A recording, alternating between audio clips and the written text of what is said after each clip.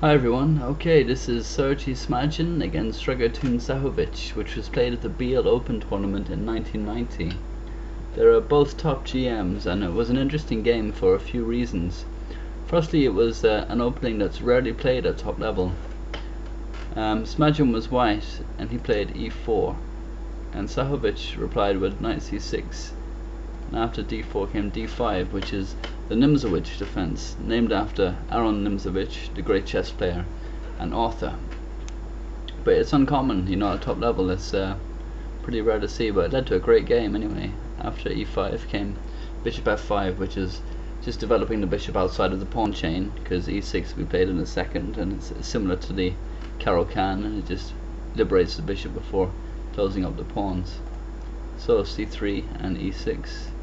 And then just really normal developing moves with knight d2, f6, f4, f takes c5, f takes c5, knight h6, because it can't come to f6 of course, so it just wants to develop it after knight df3 to f7, and then knight e2, bishop e7, knight g3, trying to win the bishop pair, and bishop g4, which probably wasn't the best move.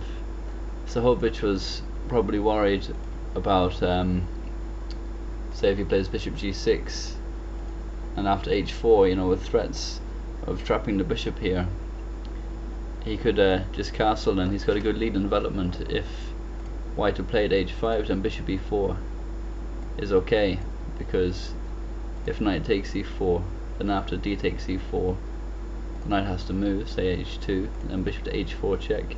Black would have a strong advantage, so it's okay, but maybe he was worried about losing the bishop pair or that kind of thing, and he instead played bishop g4, which is pinning the knight as well, so he's got a couple of ideas in mind. And then came bishop d3 and knight g5, just trying to add pressure to the pinned knight, but here Smagin came up with a brilliant move, and if you want to try and spot it, then stop the video now.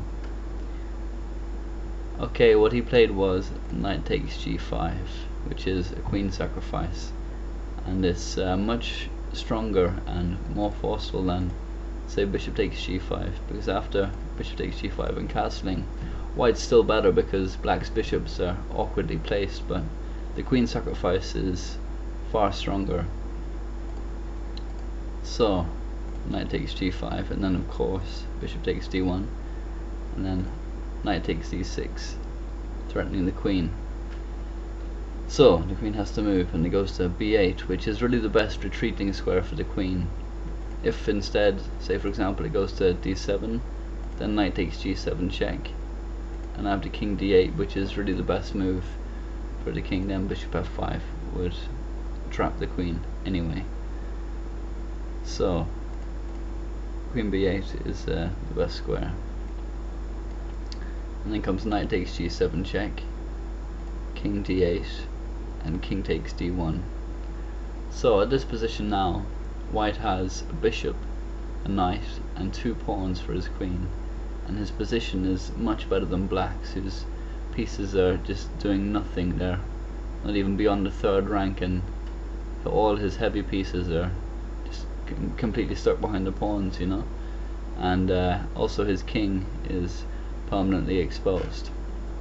So it's very good compensation for the queen, and Fritz gives an advantage for white already. And here Sahovic played b5, which was just trying to liberate the queen down the b file somehow maybe.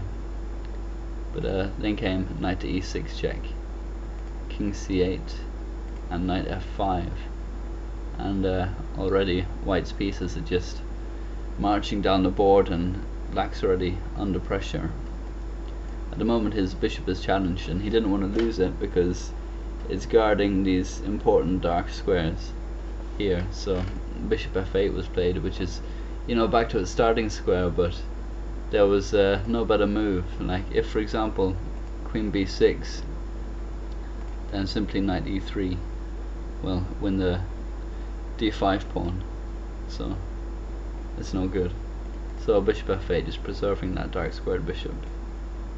And then came rook f1 and king b7, from Sahovic, again trying to liberate the queen along the first rank here, but Smagin was quick to stop that with bishop h6, which is another strong move, and has in mind winning the c5 square for his knight here, which would prove strong, and it does in the game, as you'll see.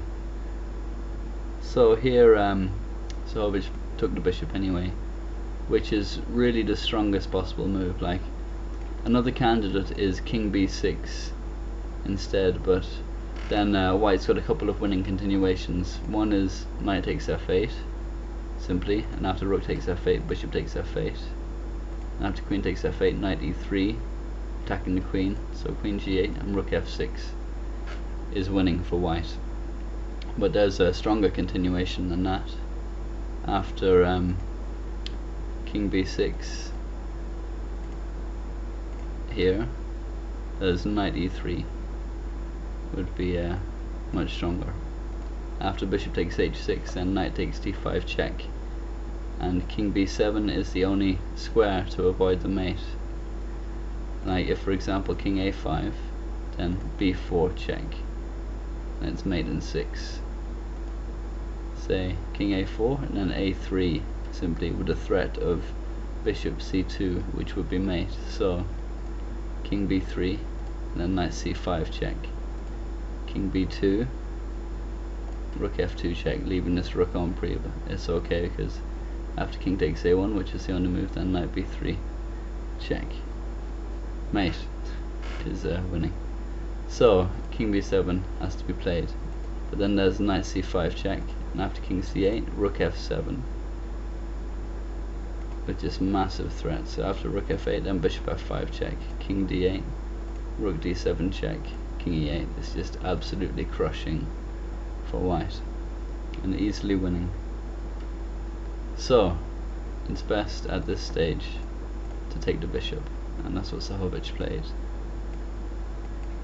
And then came knight c5 check, so the c5 square is liberated for the knight because the defense that the bishop was providing for it is gone, and king c8, so the queen again is stopped from coming into the game.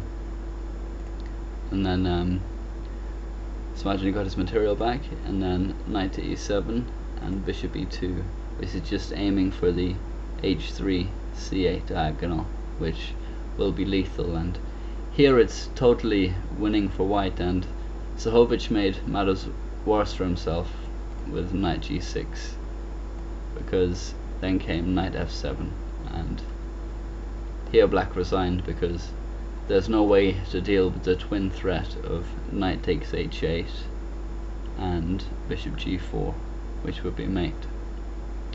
Say for example if he plays c6 here, then knight takes h8 simply. If knight takes h8, then rook f8 check, king c7, knight to a6 check, king b7, knight takes b8, rook takes b8, and it's curtains. So that's it, a brilliant game from Smagin. I'll replay it with the threatened squares highlighted, just so you can see the whole thing through.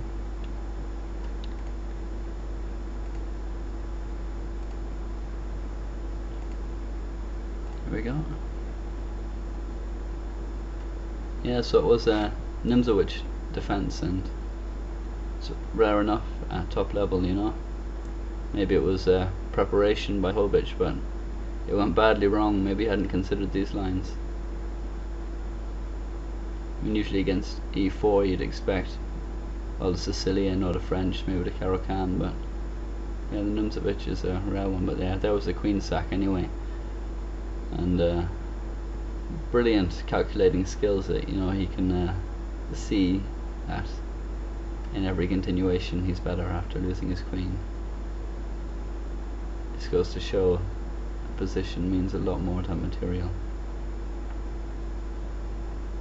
and the queen just does nothing, it's trapped, and that's it, that's the final position. So hope you enjoyed that. Please leave any comments or thoughts. Thanks very much.